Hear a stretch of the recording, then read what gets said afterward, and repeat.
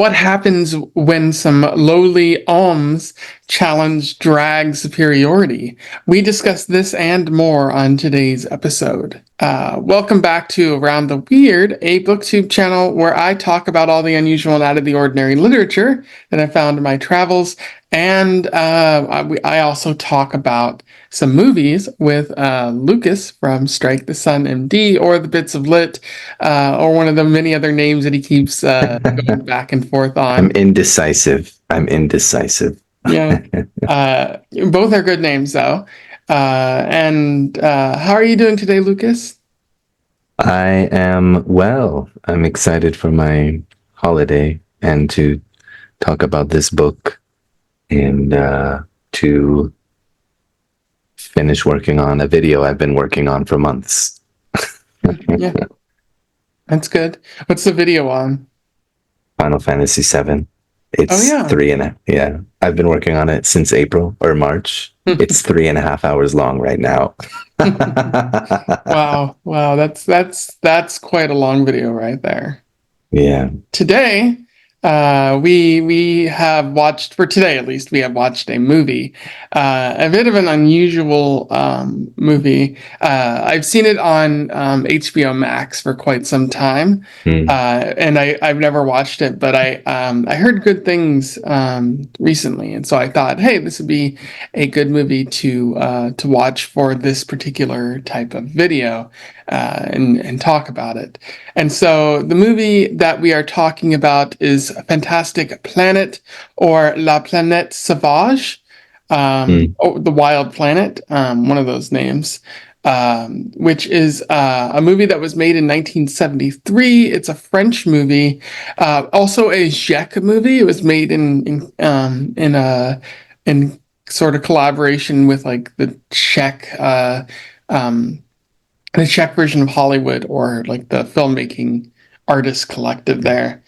It was directed by Rene Laloux, who only has a couple of animation credits to his name.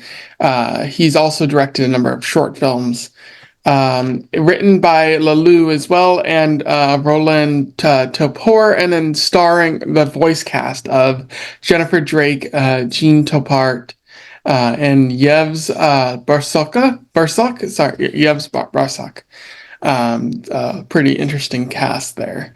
I've never really seen a movie like this. It's a real doozy. What are your initial thoughts there, Lucas?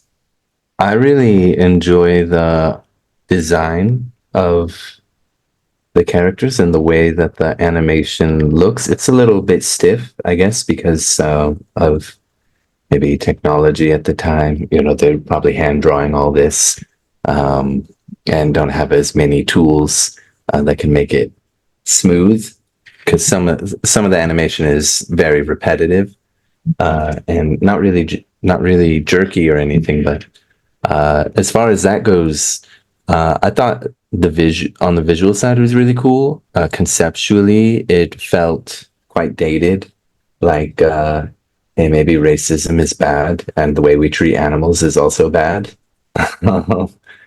But timeless, sadly. Yeah. And I thought the soundtrack kicked ass. Well, I'm going to have an opposite thought there. I thought the soundtrack was bad. It sounded a little too porny for my taste. Well, that's what made it good. It was just like the two characters would be talking, and then it would go to like some sort of action type sequence, and it would just be bow chicka wow bow wow wow, and I'm just like, what's going on here? What, like, there's a sexual undertone to everything they do, Sebastian. You just don't understand the subtlety of French cinema or Czech cinema. Well, yeah, I figure, but like this, we also watched a French film 2 months ago, which was La Jetée, and that they didn't use any porny type music there. Fair enough. But yeah, we can move into the movie itself, which is animated, as we said before. So it begins with like this mother and her child running from something, and Mm, as they're running around, like a giant blue hand is like messing with them. Uh, yeah. it's very unusual, and then we find out that the giant blue hand belongs to a sort of alien species, or not alien. It's native to this planet. Uh, Mm. they're called the Draags, the Draags, and it turns out they're the dominant species on this planet who have been kidnapping humans, or the humans have been appearing there naturally. No, I think they brought them there, but then they didn't realize how quickly they reproduce. So they've been, uh, yeah, controlling the population. We'll use that euphemism. Like 1 week for the Draags is a year for the humans, Yeah, yeah, as they yeah. said, which I thought was an interesting time scale. Mm. Yeah, so the Drags like drop one the mother, and the baby is um the baby is left alone, but a father and a son. I think Tiwa is a son. I'm not really sure about Thought it gender. was a daughter. That might be the case. Gender is never well, there are boobs, but like Yeah, okay. for the Drogs, maybe not so much, but the humans, whole lot of nipple. Yeah. You free the nipple as you said. Yeah. Um, or maybe that was someone else on Letterboxd. But like a child named Tiwa is like, wow, this baby looks helpless on its own. We should take it in, and they do, and they named the baby Tear, which is a reference to Terra, which is what I think they call Earth in on this planet. Mm, yeah, that's for sure. Uh, what did you make? I mean, how did you feel watching this part? The way that they're like toying with with the mother and child. It was scary, a little scary to see that happening. Like that would have been like a horror movie and any other thing, like Mm, from their perspective, just yeah. these godlike, very tall beings just tormenting these humans. Mm, Uh, interesting. I took the other point of view. I didn't think about how scary it would be to be human. I was just trying to think of like God, like my immediate thought was like, oh, so this movie is about how humans treat animals. I yeah, guess we I picked do up on that toy with too. them. Yeah, I guess we do toy with them. Wow, we're terrible. That was basically all I was thinking. Uh, yeah, I mean, all the themes I think are pretty straightforward, but I was just curious, basically, what perspective were you viewing it from? Like the horror of it, Hmm. or the like, I guess maybe not empath. I wasn't empathizing with the drugs here, but uh, the godlike aspect of the drugs here, as the ones in control of the domain. No, Uh, it wears its emotions on its sleeve. yeah, Mhm. So they like the movie then like shows some of the things that the Drogs are doing. Like the animation is very unusual here. yep, Like they meditate quite a bit. yeah, Like you see them in bubbles, and like their eyes change colors, and they even like go through a machine that changes their skin. yeah, And the baby is dealing with all of that. They even put like a collar on the baby, is sort of magnetized. So yeah. anytime this baby tear like tries to get away, they just turn on this magnet and it brings the baby back. Yeah, I believe the travel, well, yeah, the magnet brings him back so they can keep him as a pet. Hmm. There are humans out in the wild, as we saw with the mother earlier, but many of them are also kept as pets, and the ones that are in the wild are uh, the population is controlled, and they're killed basically, as the mother was. Um, the meditation is like how they travel, isn't it? I didn't get that. I It was kind of vague. I was I don't know why it seemed that way to me. Maybe they're just like traveling spiritually Mhm. um in some way. Because they're doing meditation, I guess. Physically, I guess they weren't doing anything. They were just like their bodies and eyes were mutating or something. It was kind of a weird visual, as you said. Uh, And I do like the visual of the drags. Like they look like giant fish creatures. yeah, I enjoy as Tear grows up with Tiwa. Tiwa. Tear has some malicious not malicious compliance, but he starts to learn to be like really naughty Mhm. and misbehave. The one that sticks out to me is when she's like at the sink and putting some creams on or something like that, and Tear messes with which one she puts on, and she puts one on her face, and Tiwa puts one on her face, and is what? I don't know why. I just thought Mhm. that was so funny. Yeah, it's an interesting montage of the of like Tear growing up on this weird planet. We also see a seminar happening where a bunch Mm. of like maybe scientist or scientist drags are talking about intelligence and how a lot of them don't believe to be intelligent, um, but the like others are saying like, oh, this pet that you own might surprise you soon. And again, that's another instance of where this movie wears its emotions on its sleeve. It's not exactly subtle in what it's trying to say to you. Yeah, I guess the movie made it pretty clear. Like, the alms have feelings and emotions. Like, that's the subtlety. Some of the, not the alms, some of the drogs view them with not uncertainty. Um, like, they're very cynical about these little creatures and kind of want to get rid of them completely. That becomes a lot more relevant later. But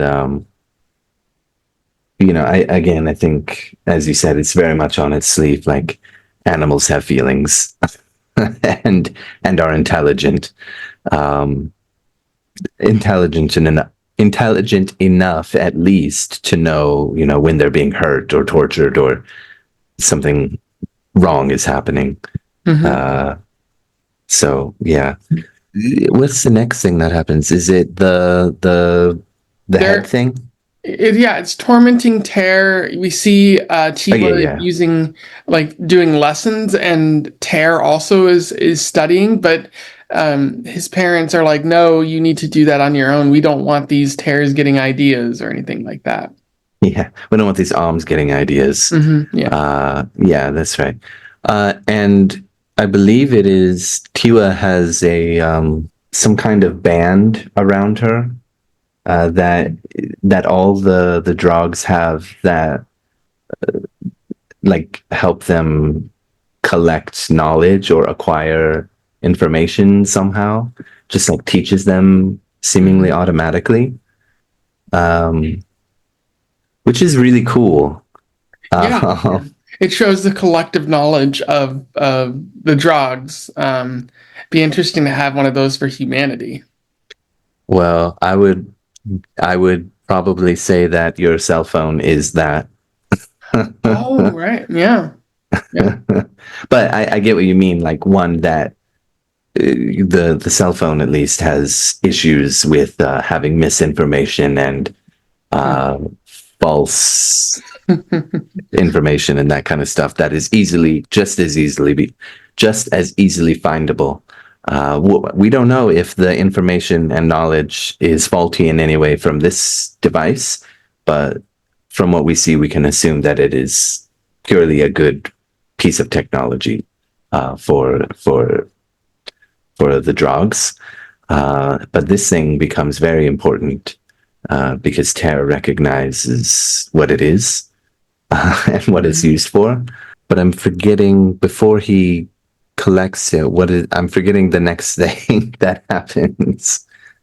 I think they just like there's more tormenting of Tear, and then the Drags are comparing their alms that they have. Like, look at Mm. mine, isn't it fancy? Yeah. It's it's so awful. Like they've like it's a nightmare scenario. Yeah. It's there are quite a few parts of it, despite the clunky animation. At least conceptually, like what you're seeing is very hard emotionally to watch. Because, I guess you feel something for the characters. You realize, oh, this kind of thing does happen. Those are, intelligent beings with emotions and stuff. They're literally the same species as me. That Yeah. kind of stuff. Uh, yeah, it's pretty effective in that sense. Tear finally decides to run away at one point. And they make it pretty far.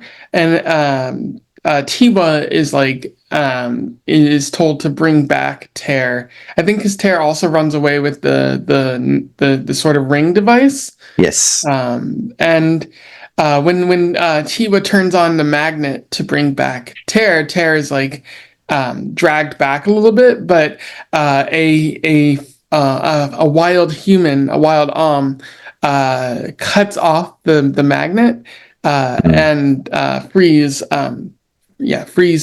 Tear, and Tear goes to live amongst the feral the free people.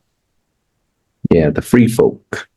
And he liberates them, in a sense, by giving them knowledge and information and education with that head device thing.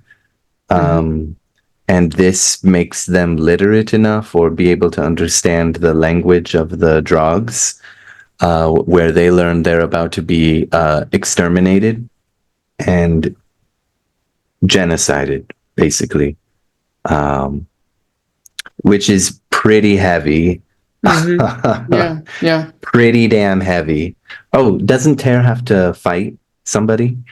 Yeah, I think yeah. So but before they get there, one of my favorite Mm-hmm. scenes in the movie, it's just a one-off. Like I believe the woman and Tear are walking on this wasteland when they see a bunch of different creatures, and my favorite is the weird creature with the tentacle nose that is seemingly just grabbing birds out of the Yeah. air and throwing them on the ground, not even eating them, and it just laughs. Yeah, that was sick and twisted. I Yeah, like that one too. it's a fantastic La Planète Sauvage for sure. That's for sure. Yeah. But Mm. there's a procession of drag or a procession of alms on a hill. I forget what they're doing there, but it's a sort of hill that's made out of a drag head, a skull.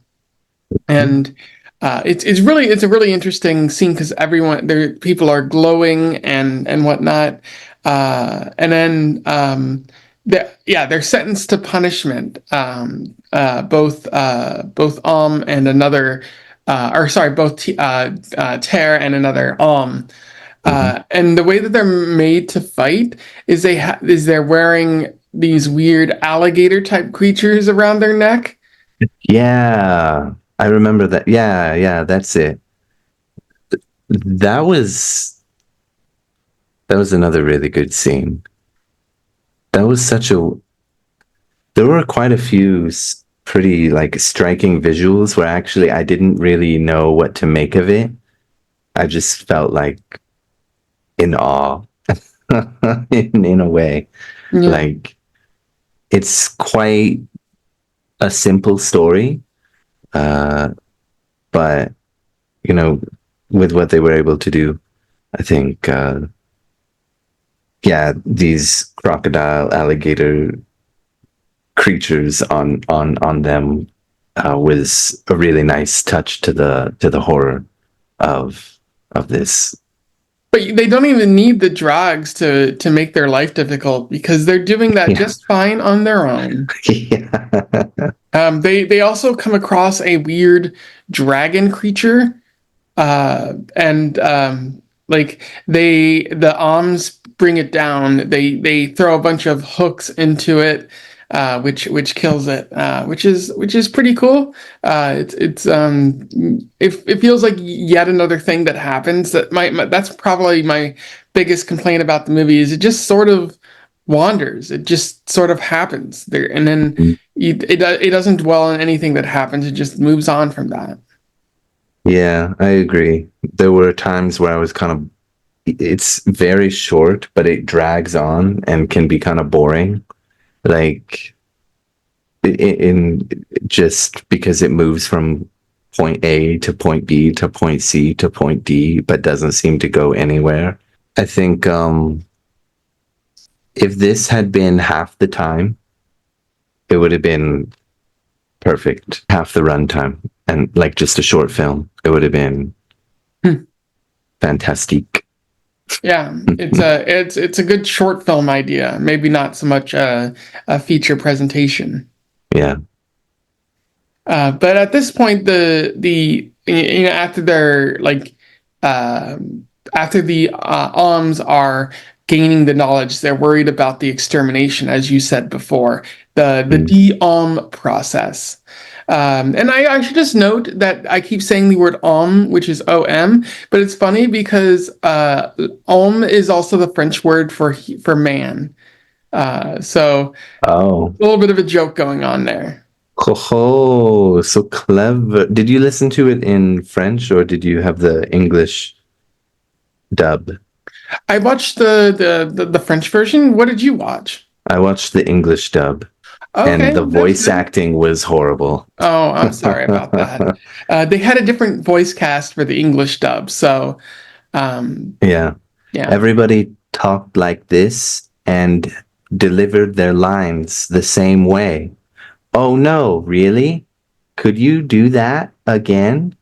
No. Why would you do that? Come on.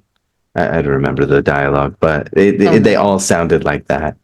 It was uh, everything else about it was cool. I wish I would have watched it in French, but I watched it on archive.org. Okay. So that's what Well, they had. I don't think you missed a lot, but like obviously watching things in the original language in which it's found is Yeah. important in my It, opinion. it probably, I don't know. Did you think the voice acting was decent in the French? Well, I thought the French was a little bit passionate, but Mm, I don't speak French, so I don't know if someone was lively or not. I do think that might have also been a problem in that it felt a little like there wasn't a lot of excitement in their voices. Oh no, the English was the same way. So they must have had the same, maybe not the same director, but the same direction for the voice acting. I don't understand why they are like lifeless. It doesn't really do anything. I mean, the animation is already somewhat lifeless because it's, you know, hand not because it's hand drawn, but uh yeah, as I said, maybe the technology and how animations were done in the 70s. Hmm. Like it was very much like watching Space Scooby Doo, kind of. They Scooby Doo. That there we have the subtitle for this video now. You're welcome. So yeah, there was the worries about the de-Alm process, and then in fact the Draags begin to exterminate the Alms, which is happening as a result of the Alms killing a Draag. And fighting back, and I think that gets at a more subtle idea about this movie. Mm, Obviously, it's about the way we treat animals, but like they're beginning to realize the intelligence of the mm. and that's questioning the superiority of the Draags who love to feel superior to things. And Yeah. so if you like the reason the Alms have to die, well, obviously they're killing somebody, but also they might also be intelligent on this planet, and you can't have that. Yeah, it's a threat to them. And I suppose because they're different species, this is where the element of like racism becomes more apparent, like as a theme. But to me, like that was my first thought. But then I thought, I guess with what we'll see a little bit later, that this is a another element to it is like a Cold War aspect to it. Um, because of the mutually assured destruction kind of thing, or like the Draags have their own plan to get rid of all of the Alms. The Alms have their plan to get rid of the Draags, like all of them. So I kind of took it as all three of those things: how we treat animals, racism, but also there is an element of like the Cold War. That makes a little bit of sense. I don't necessarily see like mutually assured destruction, but Well, yeah, it's not mutually assured where, Soviets have nukes, America has nukes. We can, if one attack, but it's just like they both have plans to eliminate the other. So it's not quite the same, but it's not a one for one. But I think there's something there. I can kind of see it though. They begin the extermination process, and what I thought was interesting was the Drogs use like alms and mask as they're gassing everyone to sort of find the other alms. Kind of a really harsh thing to do. So many of the alms die, but they make their way to the rocket graveyard, which the Drogs realize the alms are going to, Yeah, and they like the alms are using the collective knowledge to try to escape the planet on yeah, one of the two moons I think that are on this planet. Or yeah. I no, think they certainly. want to go to the fantastic planet, right? Yeah, the wild planet. Yeah, yeah. But yeah, the moon, which is called Le Planète Sauvage. Sure, yeah, the wild planet. So that they can be safe from the drugs. Like at this point, the Alms have no intention of conflict. They just want to survive. They just want to live. They're desperate. They're also intelligent. They're learning. They're hiding. This kind of thing. But it seems like they want nothing to do with like let's get the fuck out of here. Yeah, that makes a lot of sense. They like the drugs like make their way to the rocket graveyard, but many of the alms escape, and they make it to the wild planet where unfortunately there's a lot of tall, like no-headed beings, and it turns out that the drogs meditate, they inhabit these tall bodies, and it forms a nuptial ritual. Uh, Yeah, this is why I thought it was like traveling because, if not physically, like spiritually, because mhm. of the statues. Anyway, go on. Yeah, it was bizarre.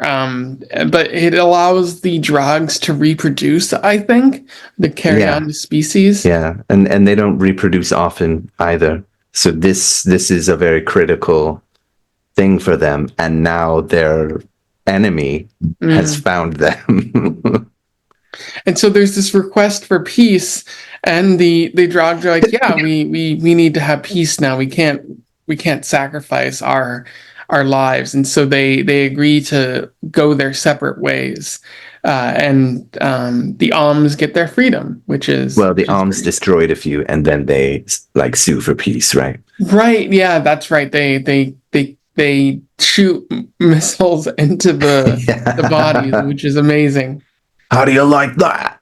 Yeah, that was pretty And good. Oh, it severs the mind connection, which is an interesting bit. yeah, yeah. There's a lot of really interesting things going on with the Drogs species.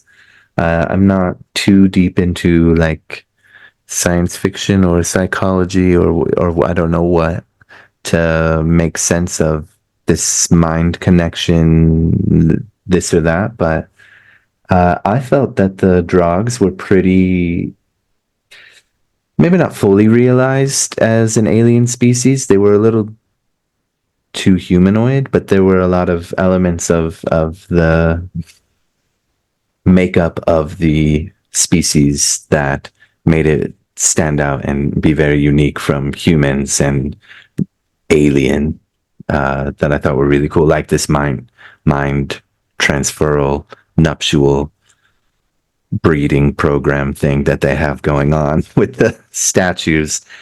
Why are they on the moon? That's what my question was. Like, why are they so far away? Maybe it's because they like the Draags are repressed, and so they don't Mm. want like the nuptial ritual to be on their planet. They want it to be as far away, or at least as a significant distance away from their selves. Yeah, and to finish off the story, when they sue for peace, they don't get to stay on the savage planet, right? Or the fantastic planet. They get a satellite planet, right? Like a Hmm. new one put up, and then both sides have learned something, and they can live in peace for now. A happy ending for everyone! Woo! Yay! Ooh, I had a lot of questions. Like, why did they bring the arms there? I don't think the movie ever answered that. It's just something we have to not just wonder about. Yeah, scene missing. I feel like there's Yeah. quite a bit of that. Maybe just to be pets. Maybe that was the explanation or made clear and I just didn't take it seriously. I'm not sure. Like they were meant to be pets, but they breed so fast they became an invasive species. Yeah. That's probably what happened. Okay.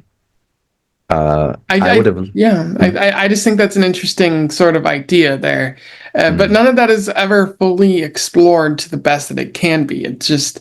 It's a bunch of interesting lines cobbled together, and then like some cool animation, and then um, I some think great it's a music. what Some great music. if you want to Or call it that. did you know?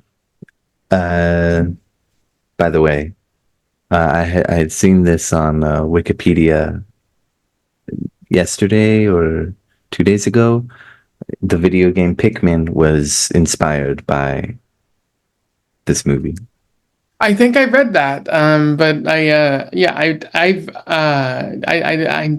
I didn't know. But that's Now you know. interesting. Mm. The giant creatures and the aliens that land and try to. I don't know what the story is there. But it's a funny game. I I don't get it either. But I guess the little Pikmin. I'm not sure. They're the arms, probably, like you were just saying. Hmm. Uh, do you have any other questions that you had that were unanswered by the film?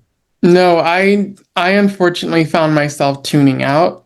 Like I was just like my Same. mind was wandering, and I think that's a sign that this movie wasn't as good as I was hoping it might be. Are you sure you weren't in a meditative state and you were not mind morphing into a statue somewhere to procreate with your fellow drog? No, I did that last week. Fair enough. Um, so yeah, I do think the animation was pretty decent, especially for its Mm. time, and it still looks pretty good. Yeah, yeah. Like I looks think it more. stands up in some ways, but it needs to be half the length. It is a short film concept. Uh, nice, short, and sweet. But I guess then, if there's no other questions, that leaves the final question and the most important question. If we can even ask this question, because there wasn't a lot to relate to, No. which character did you relate to most? Yeah, I can't think of anyone there. The only thing I can think of is the tentacle nose beast, because I too am a troll. Like just sitting there, not even eating the bird, just throwing them on the ground and giggling to yourself. Just toying with them. What about you? Um, who was the what was the dad's name? Like the leader of the Drogs? Um, I don't remember. Something S- start with an S or a G, I think. Sing? No, not Sing. That's a Indian name. Sign? Sign, yeah. Yeah, yeah, yeah. Because he was quite grumpy, and I have been very annoyed that I have there's a lymph node in my stomach that is inflamed right now, maybe because of a viral infection or something. So every time I eat, it hurts. So I feel kind of grumpy like him. No, that is unfortunate. Yeah, I have to go. That's why I'm going to the doctor tomorrow to check. Last time I went, the doctor said, yeah, it's probably fine. Very unlikely that it's anything more than one just some inflammation from a virus because I have literally no other symptoms, thankfully. So the likelihood that it's serious is extremely low. It's just annoying. I read online that it can take from 2 to 10 weeks or more to heal. Hmm. So anyway, I probably feel like sin, because he's kind of grumpy in the movie, and I'm kind of grumpy right now, every day. Okay, okay. Well, yeah. So I ultimately it's a fine movie. You see it once and then never again.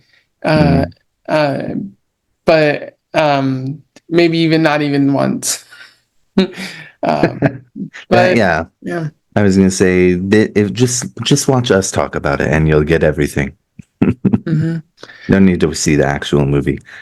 Well, Well, actually, I did worry that there was maybe something I was missing from it because I was like, this doesn't make any sense, and it's not fun. Certainly, like maybe I'm like there's something there that I'm not really seeing. I felt the same way yesterday when I watched Megalopolis because it was just like it's an mm, interesting movie, but like I don't know what it's trying to tell me, and maybe I just need to see it again. But also, I don't yeah. gain anything from seeing it again. Well, I haven't seen it yet. I'm excited to see Megalopolis, but I get the feeling that it is not a movie that you're like, it's not a morally instructive film. Let's say that. It is an experience. Hmm. And what you take from that, that's the art, good or bad. If it made you feel something, or even if it's just confused, I think then it probably succeeded. Uh, I'm being maybe a bit generous, but I don't know. I ever since it got official, the like trailer came out like last year or 2 years ago or whatever, I've just had the feeling that from all the stories that have come out of the production of this and how long Francis Ford Coppola has been working on it, that it's not really like a feel good film. It's just an experience. Yeah, he had an idea in his head and he put it like film, and I Mm, admire that. But like, mm, it's probably not something that, yeah, as you said, it's not morally instructive. So, mm. anyways, what do you have planned for the month of October, Spooktober? It doesn't need to be a scary movie, but it could be. So, what do you got? Well, you planted the seed in my mind, and it's been germinating for weeks now. Uh, we are going to watch. I maybe it's a Soviet film or a Polish film or I don't know what. But we are going to watch a spooky film because you reminded me that we watched Dr. Calabari's Cabinet, I think. Yeah, Cabinet of Dr. Caligari, great movie. Oh, yeah, the Cabinet of Dr. Caligari. Yeah, that was a great movie. Uh, since you reminded me that we watched that last year, I have decided that the best thing to do is to watch, and I'm gonna say this guy's name wrong, uh, Andrei Zuwowski's 1981 feature film Possession. That's actually really funny because I just watched Brandon Cronenberg's Possessor. Which is not the same movie, but Possession Possessor. I think Mm. I've heard of this, but I guess I'm a little wary of watching more Soviet movies after the last one we watched. It's yeah. Well, what was the last one we watched? I think Andrei Rublev. That was the only one we watched, and it was good. Yeah, So I shut your guess you could mouth. just like you watch one of them and suddenly and it just And sticks you've in your seen them all, mind. I guess. Yeah. No, it has Sam Neill in it. Oh, It's his only English language film. So, and it was a co-production between France and West Germany. So I guess it's not a Soviet film. oh, okay. I'm You said looking at Sam Neill. It's his only. You said it's his non-English. the director. Oh, right. Okay. Yeah, You it's the said Sam director's. Neill. I love him, so I'll. Yeah, This will probably be fun. he's a is he from Ireland or New Zealand? He's Australian. My. What? Yeah. Okay. Well, we'll see. Could have sworn he was from Ireland or New Zealand. I can't remember which, but if he's Australian, he's Australian. That's Hmm. just a fact of life. But yeah, we'll be watching a horror movie. Uh, I'm excited. We'll see if we like it. I'm I'm I'm very excited to see something I haven't watched, I might have heard of. Be on the lookout for that. If you have anything to say, let us know in the comments below. And as per usual, don't forget to like, share, and subscribe so that other people might be able to find out about this movie or the people who took part in it.